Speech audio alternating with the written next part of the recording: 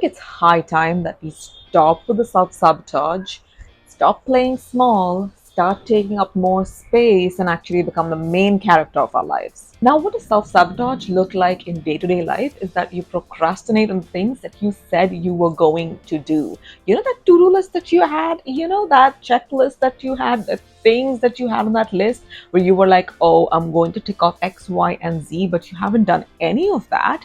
You are actually afraid of failure because those things are probably new to you and this is the first time that you're doing them. So you kind of self-sabotage by saying, you know what, I'm probably going to fail at it, so I might as well not even start. You see what I did there? That negative self-talk is also a part of your self-sabotage, because that problem or that situation didn't reject you, that thing didn't reject you, you rejected yourself. A self-sabotage could also look like that you're over-committing yourself, over-challenging yourself, and you know what, you're over-promising, however under-delivering, is because you didn't really figure out what your limits and boundaries were as to how much you can take on as an individual person. So now you have commitments all over the place. You have 10,000 projects that you've started, but you're not able to commit to anyone. Literal definition of self-sabotage could also look like you do not have self-care practices in place and you do not practice any sort of self-care. That is total self-abandonment, and that's self-sabotage in its literal sense, is because you're not taking care of yourself. You're not even filling your own cup. You're not taking care of your skin, your hair, your nails, your body, your mental and your physical well-being, your spiritual well-being. You're not taking care of any of that. In simple words, it looks something like this. You said you were going to go to the gym, but then you don't go to the gym, or you procrastinate to the point that you don't feel like going to the gym. So eventually you don't end up going to the gym. The second thing is you were like, I'm going to correct my diet. And I'm actually going to have a good nutrition planned out for my day where I feel happy, healthy, and you know what? My weight is under control. But you don't do that either. So what are you doing? Self-sabotage comes from a place of you not liking yourself, which you need to rectify in the first place, because self-sabotage is not just that shallow like we just spoke about before. It runs pretty deep and it will manifest in various areas and aspects of your life.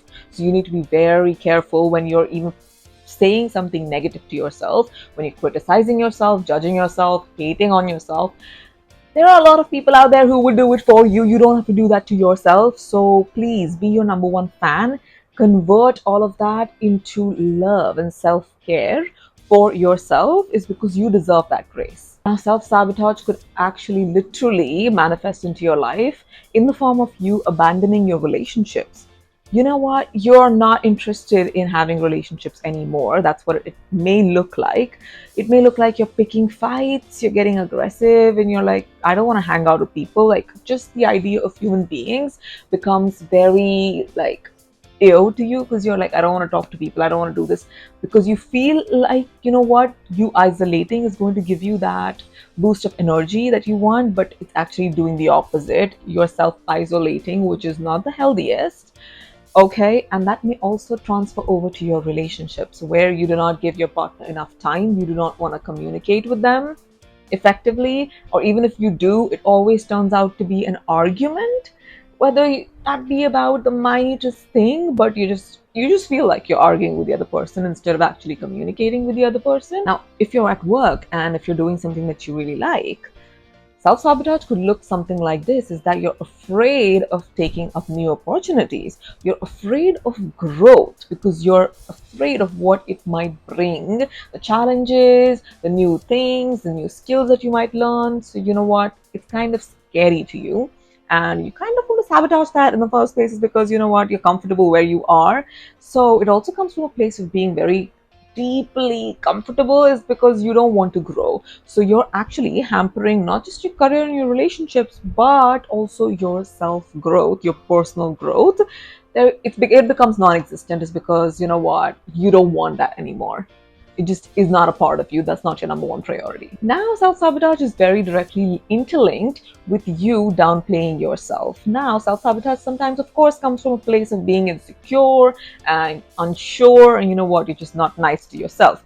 But it also means it could come from a place where you're actually downplaying and playing small on everything that you have and everything that you are.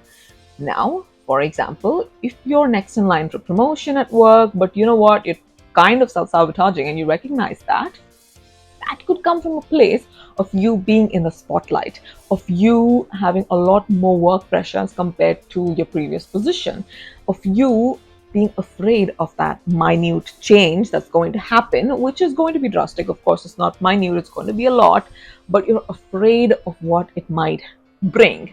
So, just the fear of being in a spotlight, just the fear of all eyes on you, could be causing extreme levels of self sabotage within you. Now, playing small also happens because people are afraid of drawing attention towards themselves, and they're like, you know what, I might rather just dissolve into the crowd than stand out.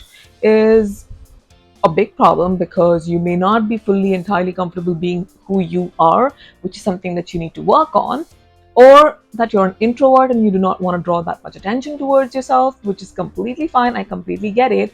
But if you recognize these signs and you know you're actually self-sabotaging yourself, where you're causing more harm than good, you need to understand that with attention comes a lot of opportunities. With attention comes a lot of other things. Is that people are going to recognize you. You can network better. It's going to be much better for your career, for your relationships, for your friendships. It's going to just be better for your self growth. And you know what? It's completely okay to be in the spotlight. Now, again, being afraid of the spotlight is something that probably was taught to you, that you know what, do not take up too much space, don't be too loud, and you don't need to be in the spotlight all the time, you don't need to be the center of attention, or whatever.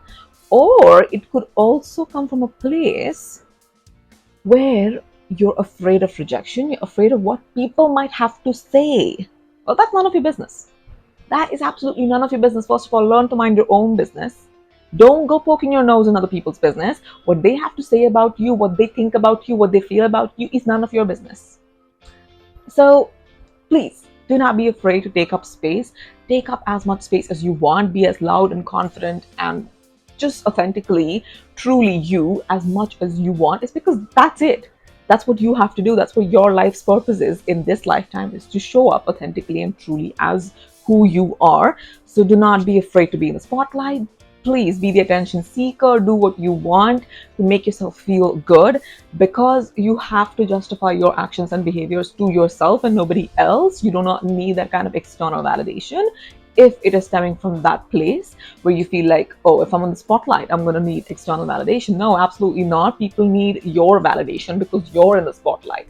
You need to flip the script that way. Next thing you're going to do is you're going to identify all of your limiting beliefs. Yes, all of the negative beliefs that you hold about yourself or you hold about a particular situation, and that's why you're self-sabotaging. It's not necessarily that you don't believe you can have it. If you generally believe that, you know what, all men are trash, you're never going to be in a healthy relationship if that's something that you're looking for. But if you flip the script to saying that, you know what, men are actually the most honest, the most kind, the most generous, the most loving people there are on this planet, that's what you're going to attract into your life, because now you have a different set of belief systems in place. Now, just to give you a clear example, whatever belief system you hold about men is exactly the kind of men that you're attracting into your life. So the law is always working. Okay, these universal laws are always constantly working. So when I say you need to actually flip your belief system and have new beliefs in place just to be able to see for yourself as to what you can attract, when you choose to be better, when you choose to do better, when you choose to want better for yourself, and when you do it consciously, better things happen to you. It is but obvious. There is nothing else that can be attracted to you because you're on that frequency of better. So that's exactly what's going to come to you. All you need to do is you need to do all of these internal changes within yourself so that you can flip the script and actually live the life that you're meant to live. And again, second of all, you need to understand that, you know, you're the main character of your life, not anybody else, not your cat, not your dog, but probably pets are allowed. But other than that, you're the main character. You are the one who's the creator of your reality. Your life is literally your perspective of things. It's as simple as that. It's literally how you perceive things to be is exactly what your life turns out to be. If you have a good perspective, if you have a healthy perspective of how things should be, That's exactly what your life is going to be. But if you are in a negative space, which is going to happen if you're overloaded with negative belief systems, you're just in a bad place where you're self-sabotaging and judging yourself, that's exactly what is going to manifest into your life. So it runs a lot deeper than just these surface level situations that I gave you examples of. But you need to understand that once you do that deeper inner cleanse and actually cleanse these limiting beliefs and situations out of your life, you are automatically going to become the main character of your life. All that focus, all that attention, all that energy that you were afraid of receiving from other people, you're going to get that and you're going to deal with it naturally because you know you're magnetic, because you know people love you, people are obsessed with you, because you know that's what you're here for and that's what you're meant to do. So that's exactly what you do. I feel like there's this bad habit of humbling ourselves whenever we're approaching new people or talking to people about our achievements and the things that we've earned in our life, which is horrible. That was a ploy set on by insecure people to keep you from being your most confident and authentic self. And I can tell you why. Because as soon as you step into that confident and authentic energy of yourself, where you're talking about your achievements, because they are your achievements and you should be proud of them, because you put in the work and you achieved that. So, you know what? You've put in the work, you've put in the efforts, you've gained that knowledge, you've gained those skills, you've done whatever it took, you've done the inner work.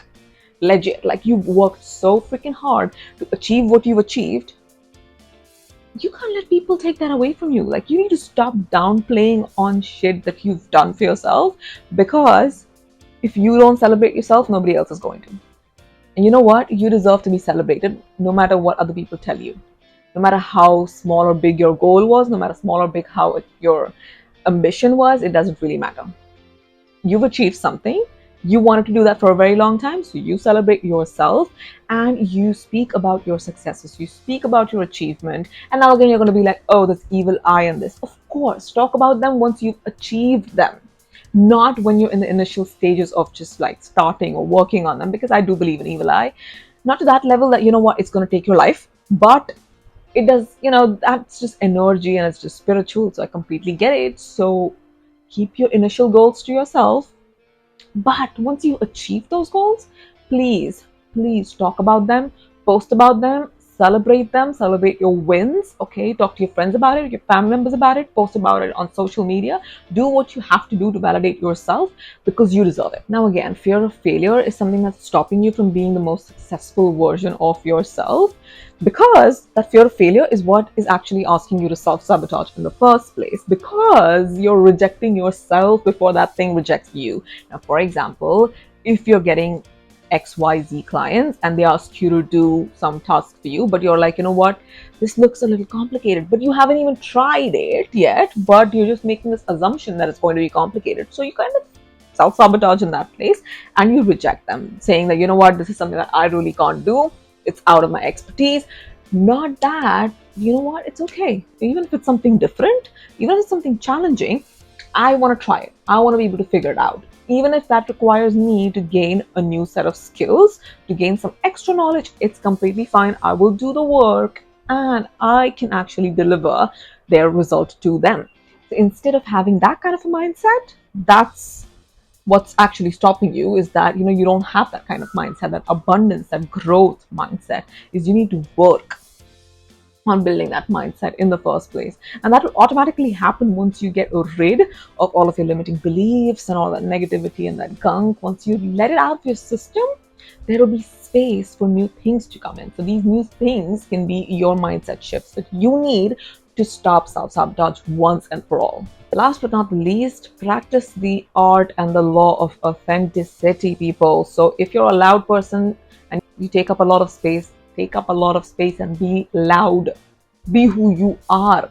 Stop trying to be somebody you are not, because you're not going to achieve your goals being somebody you're not. No, it's absolutely not going to happen. If you're a shy person, but you know what, you're trying to be a loud person, or you're trying to be somebody you're completely not, things may not work out for you. You may not feel the most confident. Again, this is not similar to you manifesting and transforming into becoming a different person. That is a completely different story. That's what you're doing. That's a different story altogether. You're manifesting a whole new life for yourself, which is completely fine. But if you're not, And if you're actually just afraid of accepting yourself for who you are, because you know that authentic version of yourself will take up a lot of space, is very bold and is very loud, is very ambitious, is very dominating, you're like, you know what, people are not going to like me. But that's none of your business again. Like, stop poking your nose into people for business. People don't like you, doesn't matter. They're still watching you. They are still watching you. They are still talking about you. They are still thinking about you. Whether they like you, whether they hate you, whatever they do to you, they are still noticing you. So you have to do one thing and only one thing. Show up authentically as yourself. Speak your mind. Speak your truth. Be who you are. Don't try to be somebody else. And don't let anybody make you feel insecure, because you know what? That is all crap. You need to be hanging out with better people. If you're hanging out with people who make you feel insecure and bad about yourself, you need to be hanging out with better people, because those are not your people, first of all. And second of all, even if you're in a crowd, or even if you notice that people are trying to do those things to you, you have to understand that that's coming from a place of misery and loneliness. Only sad, miserable, lonely people do all of that. Okay? What kind of a happy person, like somebody who's genuinely happy from the bottom of their hearts, would do something like that, would actually make somebody else feel bad, would actually put somebody else down, would try to dim somebody else's life just because, you know what, they're feeling insecure, they're feeling this. Exactly, that's what they are. Leave them to them miserable selves. Like, you know what, let them live. Like, ew, you don't want to be dealing with those kind of people who are sad and lonely and miserable. Whatever it is, you need to focus on your life and you need to get back on track. Also, when self-doubt does kick in, because that happens sometimes, we're human beings, it's normal for us to have self-doubt where we're like, oh my god, am I doing the right thing? Is this going the right way? Is this what I'm supposed to do? Imposter syndrome might kick in. Like, don't let all of that stop you from your journey of growth and actually allowing yourself to show up as who you are in this world. No matter how complicated you are, no matter how simple you are, no matter how tragically fun you are, show up as yourself, authentically, truly, your original raw self. Don't let yourself stop you either. At this point, like, I've talked enough about other people. Don't even let your own self stop you, because sometimes imposter syndrome does kick in where we're like, oh, I'm trying to be this person, but am I really that person? Imposter syndrome's got you asking and thinking these random questions that you don't want to be answering, because it's crazy. So if you're very confused about if you're really the person that you say you are, go watch my other videos about imposter syndrome where I clarify as to how you can fix that if you feel like if you have that.